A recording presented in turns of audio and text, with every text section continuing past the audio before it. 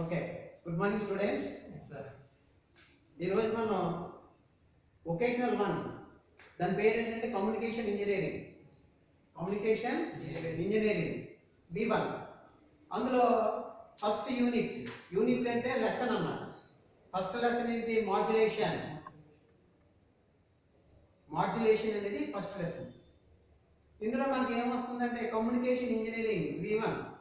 అందులోనే ఆ పేరు యొక్క అర్థం తెలుసుకోవాలి. కమ్యూనికేషన్ ఇంజనీరింగ్ ఈ రోజులో ఇంత విస్తారంగా ఇంత ఎలాబరేట్గా మనకి కమ్యూనికేషన్ జరుగుతుంది అంటే that is only due to the communication engineering. Cell ఫోన్లు వచ్చేసింది, శాటిలైట్ కమ్యూనికేషన్ వచ్చేసింది, కంప్యూటర్ కమ్యూనికేషన్ వచ్చేసింది, ఇలా రకరకాలైనటువంటి కమ్యూనికేషన్ వచ్చేసింది. అర్థమైతే చాలా ఫాస్ట్గా వేగంగా జరిగిపోయేటువంటి కమ్యూనికేషన్, ఎంత దూరంలో ఉన్నా కమ్యూనికేషన్ జరిగిపోతుంది. అంటే దానికి ఏ ఫీల్డ్ డెవలప్ అవుతూ వచ్చిందంటే కమ్యూనికేషన్ ఇంజనీరింగ్ అనే ఫీల్డ్. అంటే మన ఎలక్ట్రానిక్స్ డెవలప్ అవ్వడం వలన ప్రపంచం అంతా కూడా మన గుప్పిట్లోకి వచ్చేసింది, మన హస్తంలోకి వచ్చేసింది. That is the communication engineering. ఆ కమ్యూనికేషన్ ఇంజనీరింగ్లో ఫస్ట్ పదం ఏంటంటే కమ్యూనికేషన్. అసలు కమ్యూనికేషన్ అంటే ఏంటి? What is communication? ఇది చాలా బాగా మీరు అర్థం చేసుకోవాలి. కమ్యూనికేషన్ అంటే ఏంటి? కమ్యూనికేషన్ అనగా ఒక పాయింట్ నుంచి మరొక పాయింట్. ఇక్కడ పాయింట్ అంటే ఒక ప్రాంతం, ఒక ప్రదేశం, ఒక place. One place to another place. ఒక ప్రాంతం నుంచి మరొక ప్రాంతానికి. ఉదాహరణకి బొంబాయిలో ఉన్నాం, అదొక ప్లేస్. పెనుగొండ ఉన్నాం, ఇదొక ప్లేస్. బొంబాయి నుంచి పెనుగొండకి మీకు ఇన్ఫర్మేషన్ని ఎలక్ట్రానిక్ పద్ధతి ద్వారా పంపడాన్ని లేకపోతే తీసుకోవడాన్ని, ఇక్కడ నుంచి మనం బొంబాయి పంపొచ్చు, బొంబాయి నుంచి మనకి. ఉదాహరణకి అంటే ఒక ప్రాంతం నుంచి మరొక ప్రాంతానికి ఇన్ఫర్మేషన్ని సెండ్ చేయడాన్నే కమ్యూనికేషన్ అని అంటారు. అర్థమైందా? కమ్యూనికేషన్ అంటే ఏంటి? Sending information from one place to another place by electronic means. అంటే ఎలక్ట్రానిక్ పద్ధతిలో, అంటే మన ఎలక్ట్రానిక్స్ ద్వారా కమ్యూనికేషన్ని ఒక ప్రాంతం నుంచి మరొక ప్రాంతానికి ఇన్ఫర్మేషన్ పంపడాన్నే మనము కమ్యూనికేషన్ అంటాం. అదే ఈ ఇన్ఫర్మేషన్ ఎక్కడ ఉంటుందంటే it originates in information source. Information సోర్స్లో ఇన్ఫర్మేషన్ అనేది ఉంటుంది. తెలుగులో ఇన్ఫర్మేషన్ అంటే ఏంటి? సమాచారము. మనం ఫోన్ చేసి ఎలా ఉన్నారు, బాగున్నారా, ఇక్కడ అంతా బాగానే ఉంది, పలానా రోజున మా ఇంట్లో ఫంక్షన్ జరుగుతుంది అని ఏదో ఒక మెసేజ్ ఇన్ఫర్మేషన్ వాడికి ఇస్తాం. దాన్నే సమాచారం అంటాం. ఈ సమాచారం అంతా ఎక్కడ ఉంటుంది? ఇన్ఫర్మేషన్ సోర్స్లో ఉంటుంది. అయితే ఈ కమ్యూనికేషన్ సిస్టంలో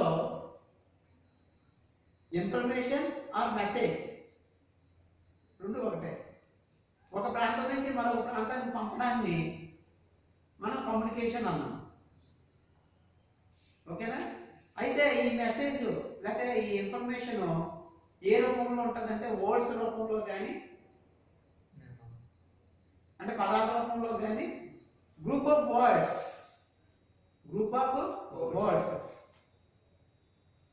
పదాల యొక్క సమూహంతో కానీ, వాయిస్ రూపంలో కానీ,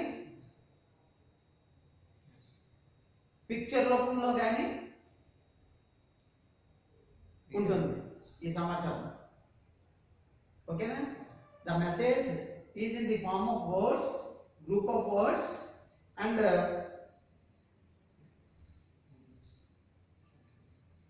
కోడ్ సింబల్స్. ఏంటి? Code symbols. ఈ రూపంలో ఉంటుంది మెసేజ్ అంటే. మనం మెసేజ్ అంటే మనం SMS చేసుకుంటున్నాం, అవునా? అందులో ఏం పంపుతున్నాం? వర్డ్స్ పంపుతున్నాం. అర్థమైందా? లేకపోతే పిక్చర్స్ పంపుతున్నాం, లేకపోతే ఒక్కోసారి వీడియోని కూడా పంపుతున్నాం. అర్థమైందా?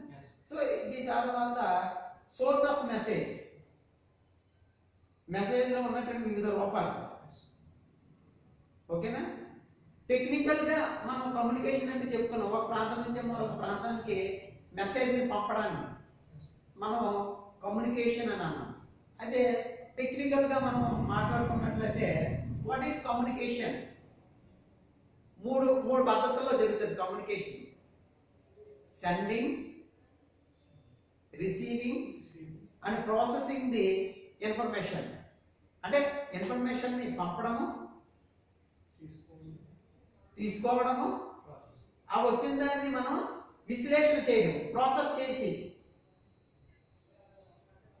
పంపడాన్నే మనం ఏమంటామంటే కమ్యూనికేషన్ అని అంటాం. ఎందుకంటే మనము ఇక్కడ నుంచి బొంబాయిలో ఉన్నాడు మీ స్నేహితుడు, లేక మీ చుట్టాలు, మీ బంధువులు ఎవరో ఉన్నారు, వాళ్ళకి ఇక్కడి నుంచి నువ్వు గట్టిగా దగ్గరగా అరిసే మనకు వినపడుతుందా? వినపడదు. లేదా ఏదైనా ఒక బొమ్మ వస్తువు ఉంది, ఆ వస్తువుని వాళ్ళకి చూపించాలంటే ఇక్కడి నుంచి అక్కడ గిరాకీ అయితే అవుతుందా? కాబట్టి వీటిని ఏం చేయాలంటే ముందు ఎలక్ట్రికల్ పద్ధతిలో మార్చేసుకోవాలి, ఎలక్ట్రికల్ రూపంలో మార్చేసుకోవాలి. ఆ ఎలక్ట్రికల్ రూపంలో మారినటువంటి మెసేజ్ని మనం ఎలక్ట్రానిక్ పద్ధతి ద్వారా ప్రాసెస్ చేసి ఒక సిగ్నల్గా తయారు చేసి దాన్ని గాలిలోకి రిలీజ్ చేస్తాం. అప్పుడే కమ్యూనికేషన్ సాధ్యపడుతుంది. అంతేగాని ఒక మాట కానీ ఒక పిక్చర్ కానీ యాజ్ ఇట్ ఈజ్గా పంపడానికి కుదరదు. ఏం చేయాలి? వాటిని ఎలక్ట్రికల్ మరి ఎలక్ట్రానిక్స్ రూపంలో మార్చేసుకోవాలి. సపోజ్ ఎలా మారుస్తామయ్యా అంటే, మన మాట ఉంది, మనం ఏదో మన ఫ్రెండ్తో మాట్లాడాలి వేరే ప్రాంతంలో ఉన్నాడు అంటే ఈ మాట పరంగా వెళ్దాం.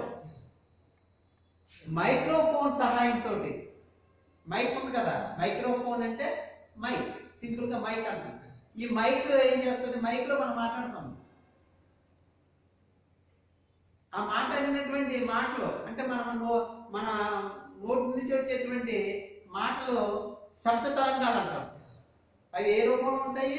శబ్ద తరంగాల రూపంలో ఉంటాయి, సౌండ్ వేవ్స్ రూపంలో ఉంటాయి. ఆ సౌండ్ వేవ్స్ని ఈ మైక్రోఫోన్ ఏం చేస్తుందంటే ఆడియో సిగ్నల్గా, ఎలక్ట్రికల్ సిగ్నల్గా మారుస్తుంది. అంటే బేసిక్గా శబ్ద తరంగాల్ని విద్యుత్ తరంగాలుగా మారుస్తుంది. ఇప్పుడు సెల్ ఫోన్ ఉంది, సెల్ ఫోన్లో మనం మాట్లాడుతున్నాం, మాట్లాడిన మాట వేరే వాడికి చేరిపోతుంది. అంటే ఇక్కడ మనం మాట్లాడే మాట దేని ద్వారా వెళ్తుంది? లోపల మైక్ ఉంటుంది. సెల్ ఫోన్లో ఏముంటుంది? మైక్. అవతలోడికి మనం మాట్లాడబడలేదు అనుకో, ఏంటి ప్రాబ్లం ఉంటుంది? మైక్ ప్రాబ్లం అనుకోండి, మైక్ ప్రాబ్లం ఉండొచ్చు. సో మైక్ ఉంటుంది. ఆ మైక్లో మనం మాట్లాడే ప్రతి మాటని అంటే శబ్ద తరంగాల్ని అదేం చేస్తుంది? ఎలక్ట్రికల్ సిగ్నల్గా మార్చేసి ప్రాసెసింగ్ చేస్తుంది. అదే ప్రాసెసింగ్ అన్నాం కదా, sending, receiving and processing the information. అలాగా ప్రాసెస్ చేసిన తర్వాత అది ట్రాన్స్మిట్ చేస్తుంది. అర్థమైందా? సో మైక్రోఫోన్ సాయంతో శబ్ద తరంగాల్ని విద్యుత్ తరంగాలుగా మారుస్తుంది. అప్పుడు మాత్రమే అది దూర ప్రాంతాలకు వెళ్ళడానికి ఉపయోగపడుతుంది. అంటే బేసిక్గా టూకీగా చెప్పుకుంటున్నాం. ఇంకా దీనికి ఎలాబరేట్గా చెప్పుకోవాలంటే ఇంకా చాలా ఉంటుంది. అదే కమ్యూనికేషన్ ఇంజనీరింగ్. మరి అక్కడికి వెళ్ళిపోయింది, అవతల వ్యక్తికి సెల్ ఫోన్లోకి వెళ్ళిపోయింది కమ్యూనికేషన్. మరి ఇప్పుడు వరకు మనం మాట్లాడిన మాట ఏ రూపంలో ఉంది? In the form of electrical signal. మరి ఎలక్ట్రికల్ సిగ్నల్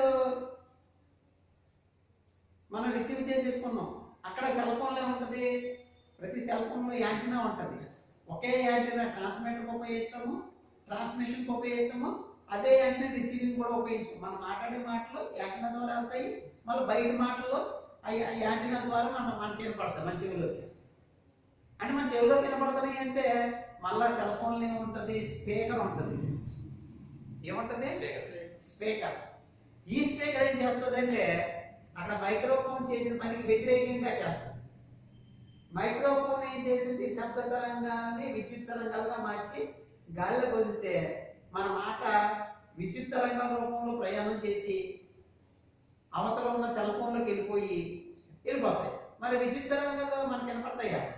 మళ్ళా ఆ విద్యుత్ తరంగాలని శబ్ద తరంగాలుగా మార్చాలి. అలా మార్చడానికి ఉపయోగపడే పనిముట్టే స్పీకర్, లౌడ్ స్పీకర్. ఓకేనా? ఈ రెండు అతి ముఖ్యమైనటువంటివి కమ్యూనికేషన్ సిస్టంలో. మైక్రోఫోన్, స్పీకర్ చాలా ముఖ్యమైనటువంటి.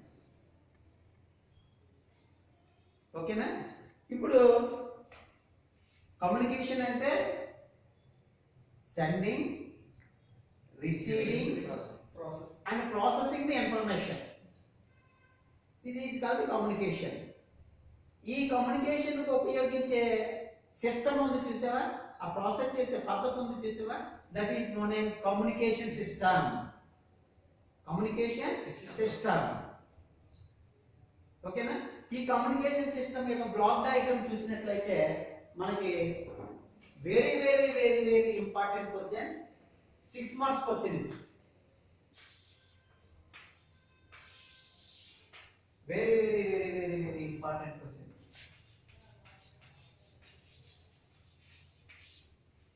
పబ్లిక్ ఎగ్జామ్ బ్లాక్ డయాగ్రామ్ మీకు సెకండ్ ఇయర్ చాలా ఈజీగా పాస్ అయిపోతాం మన గ్రూప్. Very easy. కానీ ఈ బ్లాక్ డయాగ్రామ్ ఒక్కొక్క దాన్ని మీరు నెంబర్ ఆఫ్ టైమ్స్ ప్రాక్టీస్ చేయాలి.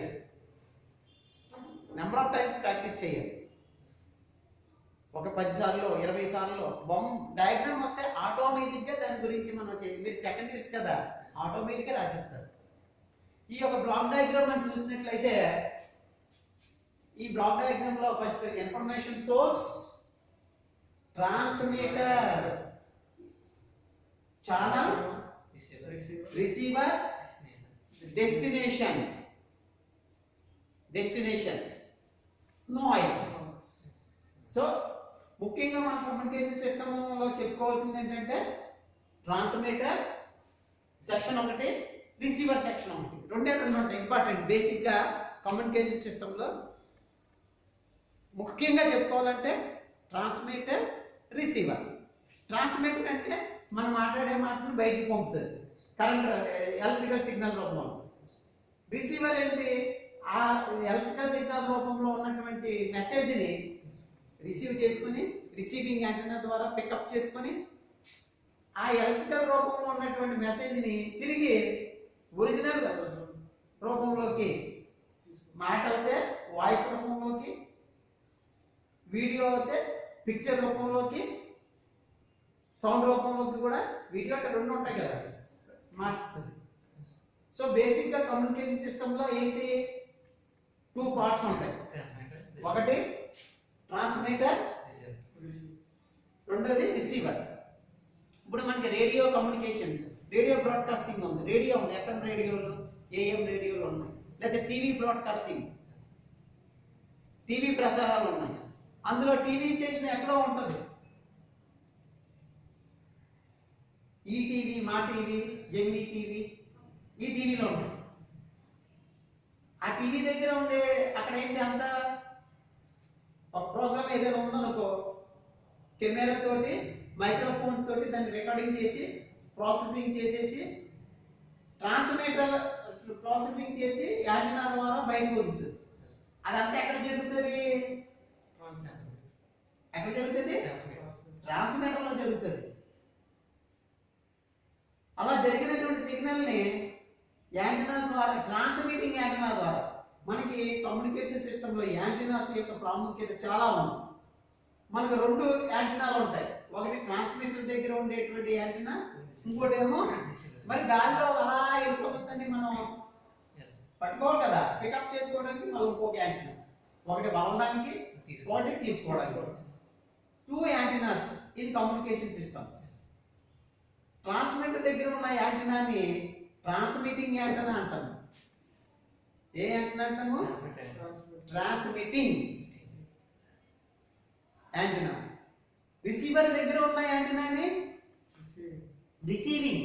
ఇప్పుడు మన ఇంటికి ఎవరైనా గెస్ట్లు కానీ, అతిథులు కానీ, చుట్టాలు వచ్చేవాళ్ళకి ఏదైనా పెళ్లి సందర్భంలో, ఫంక్షన్, మనం ఏం చేస్తాం? రెండు లోపల రండి అంటాం. సాధారణంగా ఆహ్వానిస్తాం. అంటే రిసీవ్ చేసి చేసుకోవడం అంటాం. ఏమంటుందండి? రిసీవ్ చేసుకోవడం అంటాం. కాబట్టి రిసీవర్ దగ్గర ఉంది యాంటీనాని రిసీవింగ్ యాంటీనా. ఏమంటాం మనం? రిసీవింగ్ యాంటీనా అంటాం. అర్థమైందా మీకు? అంటే ఉదాహరణకి ఇక్కడ ఎలా ఉంటుందంటే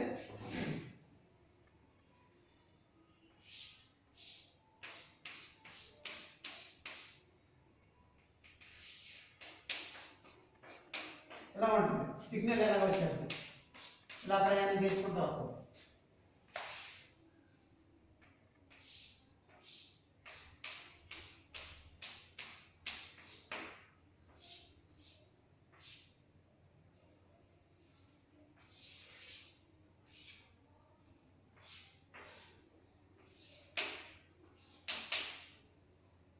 సో ఇదేమో ట్రాన్స్మిటర్ యాంటీనా, ఇది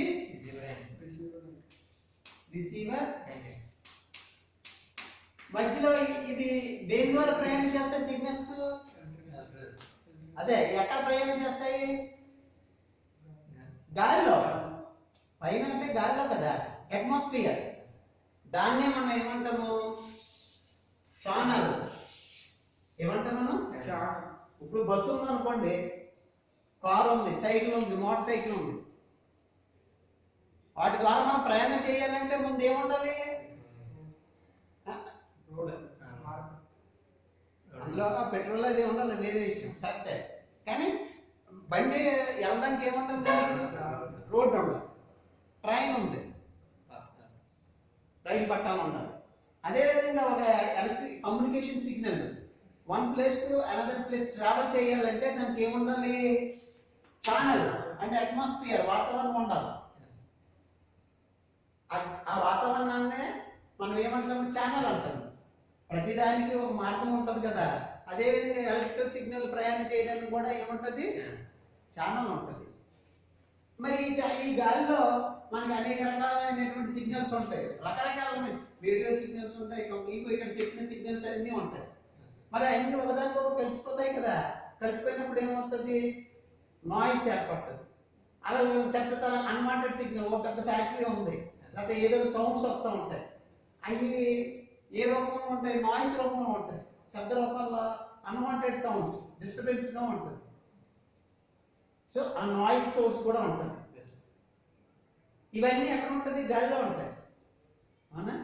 సో మనకేంటి? Information source, transmitter. ఇక్కడ రిసీవర్, డెస్టినేషన్. అంటే రిసీవర్లోకి వచ్చేసిన తర్వాత ఫైనల్ గా మనకి మాట వినపడాలంటే దేని ద్వారా వినపడుతుంది మాట? డెస్టినేషన్. అంటే రేడియో ఉంది, రేడియోలో మాట వినపడాలంటే దేని ద్వారా నుంచి వస్తుంది? లౌడ్ స్పీకర్ ద్వారా వస్తుంది. టీవీలో బొమ్మ కనపడాలంటే ఏముండాలి? పిక్చర్స్. అంటే డెస్టినేషన్. ఫైనల్ గా లాస్ట్ స్టేజ్ ఏంటి? అక్కడ చేరుతుంది. కాబట్టి information source, transmitter, receiver, destination. So this is the basic part of communication system. ఓకేనా? తర్వాత కమ్యూనికేషన్ సిస్టమ్కి ఎక్కడెక్కడ ఈ కమ్యూనికేషన్ సిస్టమ్ ఉపయోగపడుతుంది అంటే ఈ శాటిలైట్స్, తర్వాత ఫైబర్ ఆప్టిక్స్. ఫైబర్ కమ్యూనికేషన్ అంటే టెలిఫోన్లో ఇదివరకు మనం చూస్తాం, టెలిఫోన్లు ఉన్నాయి. ఆ టెలిఫోన్ కమ్యూనికేషన్ జరగడానికి తీగలు ఉంటాయి. ఆ తీగల ద్వారా శబ్ద తరంగాలు వెళ్తూ ఉంటాయి ఎలక్ట్రికల్ సిగ్నల్ రూపంలో. కానీ తీగకి రెసిస్టెన్స్ ఉంటుంది కదా. అల్యూమినియం లేకపోతే ఐరన్ తీగలు ఉన్నాయి, తీగల ద్వారా వెళ్తే తీగకి ఏముంటుంది? రెసిస్టెన్స్ ఉంటుంది. ఆ రెసిస్టెన్స్ వల్ల ఈ శబ్ద ఎలక్ట్రికల్ రూపానికి అపోజింగ్ ఎక్కువ అవుతుంది, వ్యతిరేకత ఎక్కువయ్యి మన మాట సరిగ్గా వినపడదు. దానివల్ల కొంత ఇన్ఫర్మేషన్, కొంత వోల్టేజ్ లాస్ అయిపోతుంది. అలా కాకుండా ఫైబర్ ఆప్టిక్స్ అంటే ఇన్ఫర్మేషన్ ని కాంతి రూపంలో మార్చేస్తుంది. ఇన్ఫర్మేషన్ ఎలక్ట్రిక్ రూపంలో మార్చి దాన్ని మళ్ళీ కాంతి రూపంలో ట్రావెల్. ఆప్టిక్స్ అంటే లైట్, కాంతి రూపంలో మార్చేస్తుంది ఇన్ఫర్మేషన్. దానికి కాంతిని ఒక అద్దం పెట్టామనుకోండి, ఎంత రిఫ్లెక్ట్ అవుతుంది మనను. ఇప్పుడు సూర్యకిరణాలు ఏమైనా వస్తున్నాయి, దానికి అద్దం ఎలా పెట్టి ఒకరి మీదకి మనం చిన్నప్పుడు ఆడుకుంటూ ఉంటాం, అటు ఇటు ఫోకస్ చేసి ఉంటాము, ఇంకా బాగా వెనక్కి రిఫ్లెక్ట్ అవుతాయి. ఏమి లాస్ లేకుండా. అందువల్ల that is the fibre optics. Basic system ఏంటంటే ఫైబర్ ఆప్టిక్స్. ఇప్పుడు కేబుల్ అంటున్నాం కదా, నెట్ కేబుల్ ఇలా వస్తుంది, ఇక్కడ తవ్వుతూ ఉండేవారు కదా, అందులో wire, that is the fibre cable. అంటే టెలిఫోన్లో తీగ కమ్యూనికేషన్ ఛానల్ ఎలా ఉంటుంది, తీగ రూపంలో ఉంటుంది. కానీ ఇక్కడ ఏముంటుంది, ఫైబర్ ఆప్టిక్స్ ఒక ప్లాస్టిక్ అద్దం రూపంలో ఉంటుంది. ఓకేనా? దాని ద్వారా ఇన్ఫర్మేషన్ చాలా వేగంగాను వితౌట్ లాస్ చాలా క్లియర్గా వెళ్తుంది ఫైబర్ ఆప్టిక్స్. సో ఈ శాటిలైట్స్ అంటే ఉపగ్రహాలు, కృత్రిమ ఉపగ్రహాలు. మనం పంపుతాం కదా ఇక్కడి నుంచి కమ్యూనికేషన్ సిస్టమ్ కోసం. శ్రీహరికోటలో ఉంది కదా రాకెట్ ప్రయోగ కేంద్రం, అక్కడి నుంచి మనం గాలిలో పంపుకుంటాం, ఈ గ్రహాలకి కక్షలో పంపుకుంటాం. అవి ఇన్ఫర్మేషన్ కింద నుంచి ఇన్ఫర్మేషన్ అక్కడ పంపితే అది రిసీవ్ చేసుకుని మళ్ళీ వెనక్కి తిరిగి పంపుతుంది. శాటిలైట్ కమ్యూనికేషన్ అంటాం. దాన్ని ఏమంటాం మనం? శాటిలైట్ కమ్యూనికేషన్ అంటాం. తర్వాత ఫైబర్ ఆప్టిక్ కమ్యూనికేషన్. ఈ రెండు బాగా వాడుకలోకి వచ్చిన తర్వాత కమ్యూనికేషన్ సిస్టమ్ అనేది బాగా విస్తారంగా వాడుకలోకి వచ్చింది. కమ్యూనికేషన్ సిస్టమ్ అనేది బాగా. సో ఇప్పుడు we are seeing the some of the examples of communication systems. Communication system ఉదాహరణ ఏంటంటే లైన్ టెలిఫోనీ. లైన్ టెలిఫోనీ అంటే మామూలు telephone system, telephone company. Next telegraphy. ఇది వరకు ఉండేది, ఇప్పుడు టెలిగ్రఫీ తీసేశారు. ఇది వరకు మనం సెల్ ఫోన్లు అవి లేని సమయంలో ఇన్ఫర్మేషన్ని మనము ఎక్కడి నుంచి, ఇప్పుడు సపోజ్ మీ చిన్నప్పుడు మీకు తెలుసో లేదో, ఎవరైనా చనిపోయారు పోస్ట్ ఆఫీస్కి వెళ్ళి టెలిగ్రామ్ చేసేవాళ్ళు. డాష్ డాట్ రూపంలో ఇన్ఫర్మేషన్ వెళ్ళేది. దాన్ని టెలిగ్రఫీ సిస్టమ్ అంటాం, టెలిగ్రఫీ కమ్యూనికేషన్. అదేంటంటే ఇప్పుడు చేసామనుకోండి రేపు సాయంత్రానికి ఎప్పుడుకో వెళ్ళేది ఇన్ఫర్మేషన్. మరి సెల్ ఫోన్ వస్తే ఇప్పుడు మాట్లాడిన ఇప్పుడే చేయకూడదు. సో అది చాలా వీక్ అయిపోయింది కదా ఆ సిస్టమ్, అందుకని ఇప్పుడు తీసేశారు టెలిగ్రఫీ కమ్యూనికేషన్. నెక్స్ట్ ఏంటి, radio telephone and telegraphy. Radio telephone, radio phone ద్వారా పంపుకోవడం జరిగేది. నెక్స్ట్ రేడియో బ్రాడ్కాస్టింగ్ అంటే రేడియో కమ్యూనికేషన్. రేడియో బ్రాడ్కాస్టింగ్ అంటే రేడియో ప్రసారాలు. ఆకాశవాణి విజయవాడ కేంద్రం, ఆకాశవాణి హైదరాబాద్ కేంద్రం, ఆకాశవాణి విశాఖపట్నం కేంద్రం. ఇప్పుడు ఎవరు అంటున్నారు, సెల్ ఫోన్లో వచ్చే కానీ సెల్ ఫోన్లో చూసేసుకుంటున్నాం, అవునా? That is radio broadcasting communication and radio ప్రసారాలు. అదే next point to point communication, అదొక రకమైన కమ్యూనికేషన్. Next mobile communication. అసలు ఇప్పుడు వాడుకలో అత్యంత వినియోగంలో ఉంది మొబైల్ కమ్యూనికేషన్. దాని గురించి మీకు చెప్పక్కర్లేదు. Next radar communication. రాడార్ అంటే radio and detection. Radio and detection అంటే ఇది మన మిలిటరీలో ఉపయోగించడం జరుగుతూ ఉంటుంది. దీన్ని ఏ శత్రు విమానాలు ఏమన్నా మన దేశంలోకి చొరబడ్డాయా, లేకపోతే ఎవరన్నా వచ్చి వెళ్తుంది మన విమానమా, లేకపోతే బయట వేరే దేశం విమానమా, లేకపోతే శత్రు విమానమా, లేకపోతే వాళ్ళు ఏమైనా ప్రమాదకరమైన పనులు అవి చేస్తున్నారా అనేది ఎప్పటికప్పుడు సమాచారాన్ని ఆ సిగ్నల్ని రిసీవ్ చేసుకొని అందులో అనలైజ్ చేసేదాన్నే రాడార్ కమ్యూనికేషన్ అంటారు. ఇది చాలా పెద్ద టాపిక్ అనమాట. ఇంజనీరింగ్లో అదొక సబ్జెక్ట్ అనమాట, radar communication. Next television broadcasting. మనకు తెలుసు టీవీ ప్రసారాలు, that is television broadcasting. Next radio telemetry, radio communication. Next radio AIDS to navigation. Navigation అంటే ఏంటి, మనం ఏదైనా ఒక విమానము ఎయిర్పోర్ట్ నుంచి బయలుదేరింది అనుకో, వెళ్ళి అది మళ్ళీ అక్కడ చేరే వరకు కూడా పైలట్ ప్రతి క్షణము ప్రతి నిమిషము గ్రౌండ్ కంట్రోలర్ ఉంటారు. అక్కడికి ఇన్ఫర్మేషన్ ఇంత ఎత్తులో వెళ్తున్నాము, ఇంత వేగంలో వెళ్తున్నాము. వీళ్ళ కింద నుంచి కూడా చెప్తూ ఉంటారు, ఇక పలానా రూట్లో వెళ్ళు, పలానా దాంట్లోకి వెళ్ళు, లేకపోతే ఇక్కడ వెళ్ళాలి, లేకపోతే ఎదరవైపు ఇంకో ఫ్లైట్ వస్తుంది, లేకపోతే ఇంకోటి, లేకపోతే ఇక్కడ వాతావరణం మబ్బులుగా ఉంది, వర్షంగా ఉంది. ప్రతి నిమిషము గ్రౌండ్ కంట్రోల్ తోటి టచ్లో ఉంటాడు పైలట్. వీళ్ళిద్దరికి సంబంధం తెగిపోయిందా, అది ఎక్కడ పడిపోయినట్టు, లేకపోతే ఎక్కడికో వెళ్ళిపోయినట్టు. అర్థమైందా? So that is the radio AIDS to navigation. ఈ నావిగేషన్ అనేది అన్ని రకాలుగా ఉంటుంది. ఎయిర్ క్రాఫ్ట్ ఉపయోగిస్తాము, షిప్ నావిగేషన్ ఉంది. సముద్రంలో షిప్ ఎక్కడో ఉండిపోతుంది, తుఫాన్ అది వచ్చేసింది అనుకో, ఈ దూరం ఎంత ఉంది, ఎక్కడ ఆగాలి, లేదా ఎక్కడ లోతు ఎక్కువ ఉంది, ఎక్కడ ఎక్కువ ఉంది. ఇది తీరం నుంచి భూమి నుంచి షోర్ అంటాం దాన్ని.